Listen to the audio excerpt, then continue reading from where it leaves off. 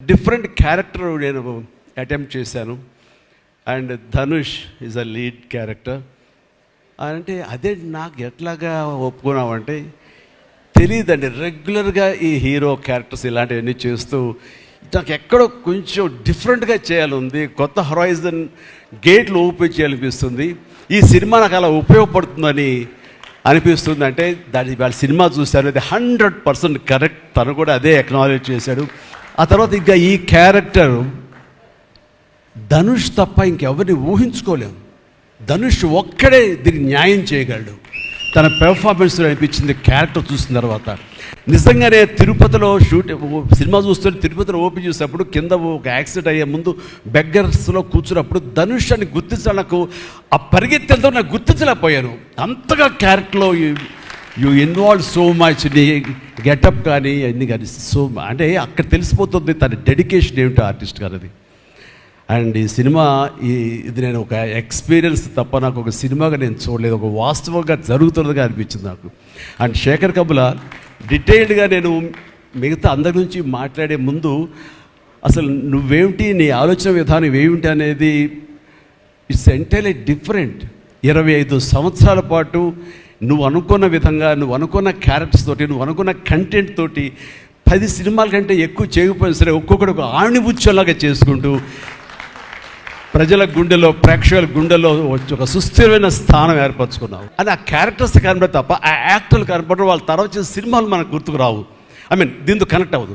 అలాగే ఫిదా, భానుమతి, వరుణ్, అలాగే ఈ ప్రతి సినిమాలో శ్రీరామ్, గోదావరిలో శ్రీరామ్, సీతా మహాలక్ష్మి, ఈ క్యారెక్టర్స్ కనపడతాయి. ఎందుకు చూడండి, ఈ సినిమాలో కూడా ప్రతి ఒక్కరు ధనుష్ని దేవా అంటున్నారు, నా ఫ్రెండ్ ఏమో దీపక్ అంటున్నారు తప్ప పేర్లు పెట్టి ఎవరు పిలవట్లేదు, గుర్తుంచుకోవట్లేదు. గబుక్కుని దేవాను వస్తుంది. నాకు అలాగే అనిపిస్తుంది ఇప్పుడు.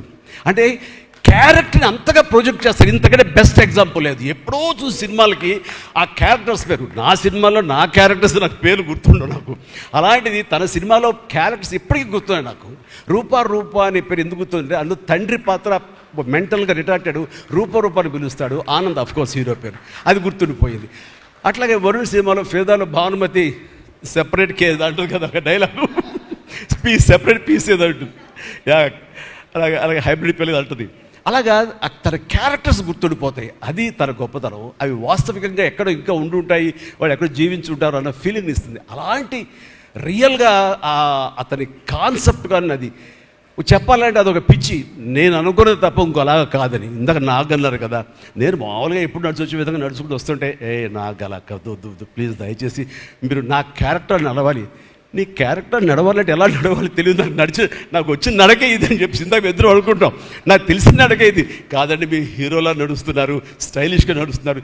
నేను స్టైలా, నేను హీరోలాగనా అని అంటే కాదు అంటూ ఆ క్యారెక్టర్ చూస్తుంటే నాకు మీరు చాలా డిఫరెంట్గా కనపడ్డారు. నాకు రెగ్యులర్గా కనపడలేదు. మీకుండే ఆ కింగ్ నాగ్ కానీ ఆ గ్లామర్ మన్మధుడు యొక్క స్టైల్లో ఒక చామ్ ఉంటుంది కదా, ఈ సినిమాలో అది కనపడకుండా జీవితంలో నలిగిపోయినటువంటి దానికి కూడా మనం సమాయత్తం అవ్వాలి. దానికి నాకు ఈ రోజున నాకు తీసుకున్న నిర్ణయం నాకు కూడా ఒక ఇన్స్పిరేషన్గా అనిపిస్తుంది. Sir well done. ఈ సినిమా ప్రతి ఒక్కరికి న్యాయం జరిగింది ఈ సినిమాలో.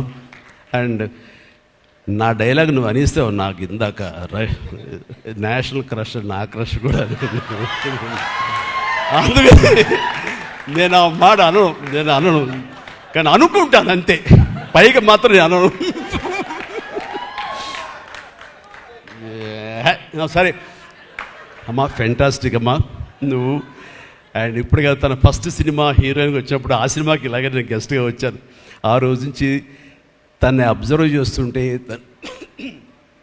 నటనా పరంగా కానివ్వండి, తన ఇమేజ్ పరంగా కానివ్వండి, day by day, film after film ఎక్కడికో వెళ్ళిపోయింది. ఇది నేషనల్ క్రష్ కాదు, ఇంటర్నేషనల్ క్రష్ అయిపోయింది అమ్మాయి. అండ్ గాడ్ బ్లెస్ యూ అమ్మా. నువ్వు ఎంత బాగా పెర్ఫామ్ చేస్తావంటే నేను చూస్తుంటే నీ కళ్ళు తప్ప ఇంకేమైనా అట్రాక్ట్ చేసుకోవు, కళ్ళు ఒకలా చూస్తుంటావు నేను. అండ్ ఆ కళ్ళతో ఏం పలికిస్తుంది ఎక్స్ప్రెషన్ అంటే ఇంకా అంత ఇంత కాదు. ఒక అమాయకంగా ఒక ప్రియుణ్ణి మోసపోయినప్పుడు వాడి వల్ల ఎక్కేసినప్పుడు నాకు చూడాలందులో సౌందర్యం ఎవరో సౌందర్య వచ్చేసి అప్పారావు వస్తాడు ఇంకా కోసం వెయిట్ చేస్తానంటే పిచ్చమొహం అన్నట్టు ఫీలింగ్ వచ్చింది. అంత అమాయకురాలాగా ఉంది. అది మళ్ళీ ఇందులో కనిపించింది నాకు, ఆ సౌందర్య కనిపించింది ఆ క్యారెక్టర్ చేయటంలో. You done fantastic job. ఆ తర్వాత సీరియస్నెస్గా పెంచుకుంటూ, ఆ తర్వాత దేవాకి సపోర్ట్గా ఉంటూ అండ్ దేవాన్ని ఓన్ చేసుకునే విధంలో మాత్రం నీ ట్రాన్స్ఫర్మేషన్ కానీ నీ characterization well designed and well performed. Fantastic అమ్మా, ఫెంటాస్టిక్. దేవా, ధనుష్.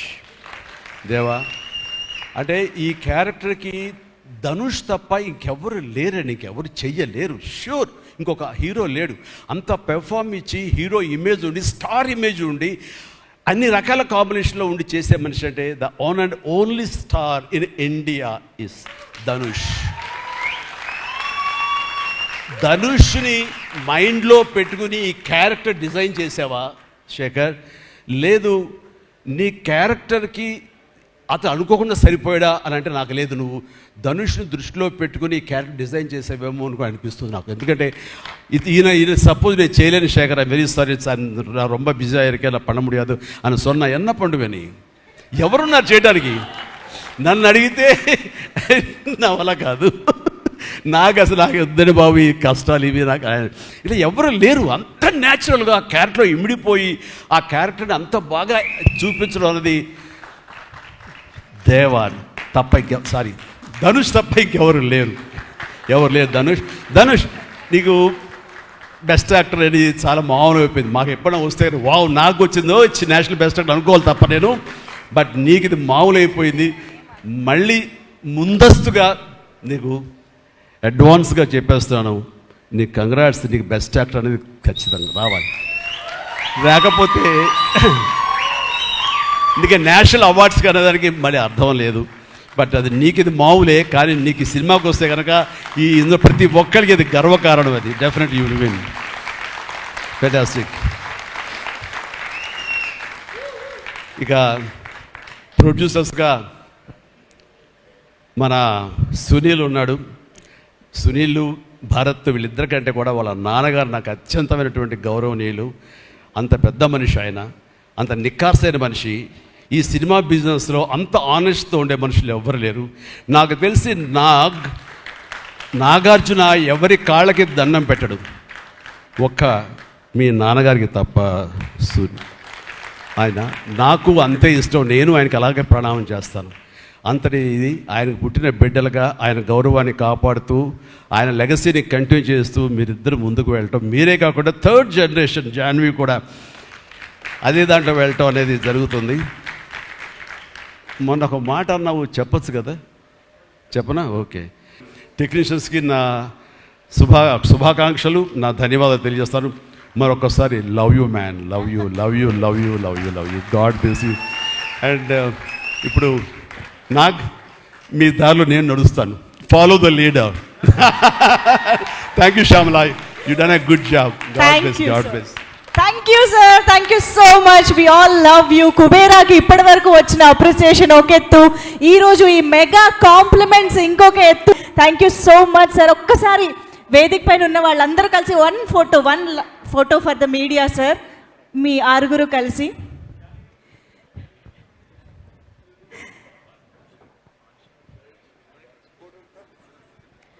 ఒక్కసారి